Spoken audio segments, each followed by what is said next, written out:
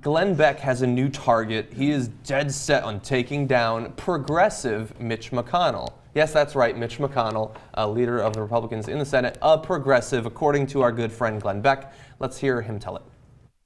Matt Bevin I have not met. I've talked to him several times, and I had a good feeling. But I am telling you, I believe that man was called of God.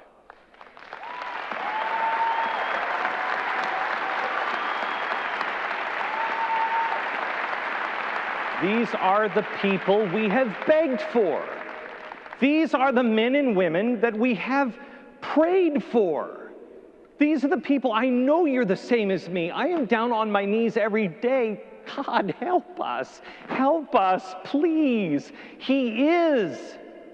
Now we have to go and convince our friends and our neighbors. They're here, they've arrived. Don't get tired. I told you at the very beginning, what this administration tries to do to you and what the progressives on the right, let me tell you something, Mitch McConnell is as big of a danger to this country as Barack Obama is.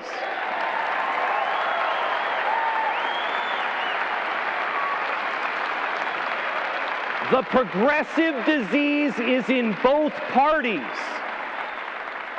These are the beginnings of miracles, but it requires us to stand.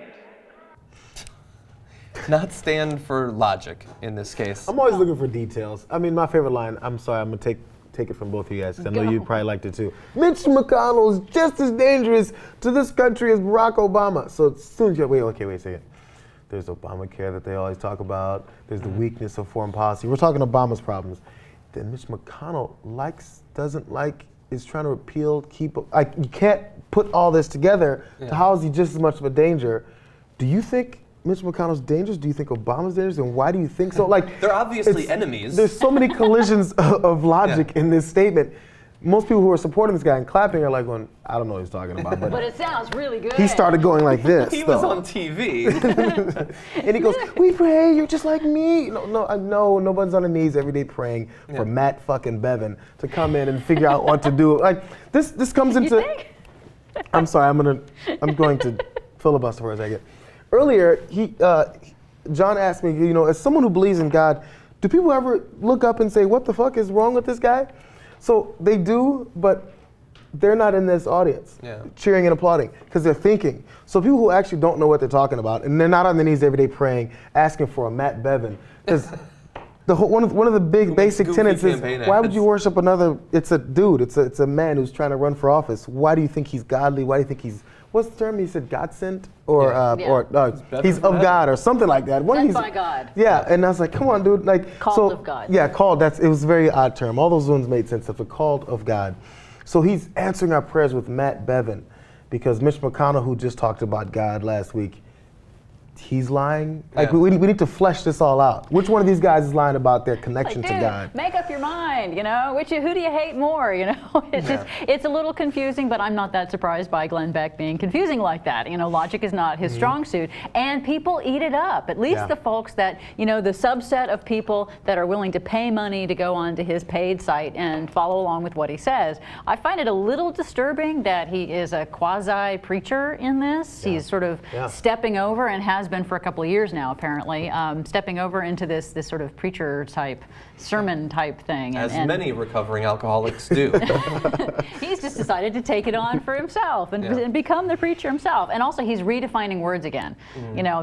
Calling Mitch McConnell progressive is laughable. Well, that's been his thing for a couple of years now. Oh yeah, but the idea, how the Republican media, I think, made a very specific attempt to target words like liberal and tarnish those words, and then and it actually worked. Democrats, I think, for over the last couple decades, have internalized that the damaging label of liberal, and now have changed to progressive, which you can say that that's just to eliminate that kind of attack. Instead of looking at, this is what progressives actually, they're actual people that have actual ideas that are separate from just liberals and the Democratic Party, but.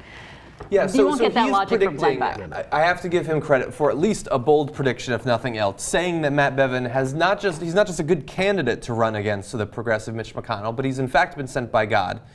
I looked into the latest polls just a couple of weeks ago. Mitch McConnell was leading Bevin 61-23. Now you might say, well, Matt Bevin, relatively unknown. Okay, if you only talk to the people who know who both candidates are, Mitch McConnell has a 33-point lead. But to be fair, God does work in mysterious ways.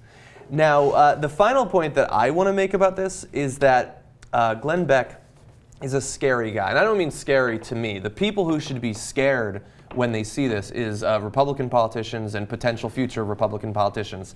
Because if Mitch McConnell is a progressive today, what is a conservative supposed to be in 2 years or 5 years or 10 years?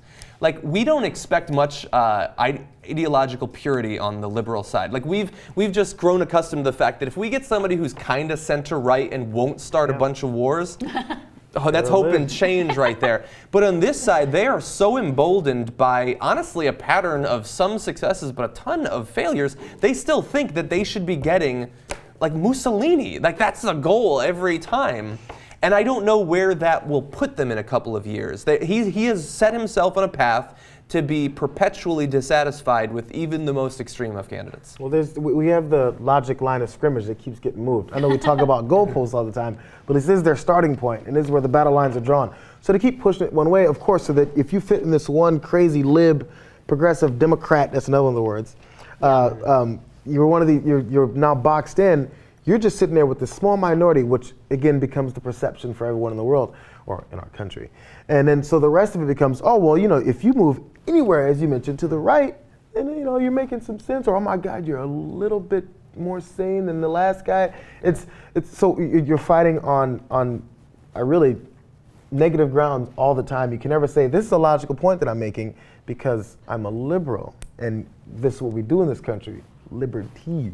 I mean, we can't connect the words that we like to wave our flags to sometimes. It's frustrating. Yeah. Well, when you destroy the language, when you dismantle the language and change what the meanings of the words are, it's really hard for people to sort of keep up with what we're supposed to be talking about now. And what does liberal actually mean? What does progressive actually mean? What does Republican actually mean? What does right wing actually mean? Because obviously conservative as a brand and as a definition is not what it used to be. People say conservative, but they're no longer conservative. Yeah. That's not what conservatives were, 10 years ago even. Yeah, let alone 100.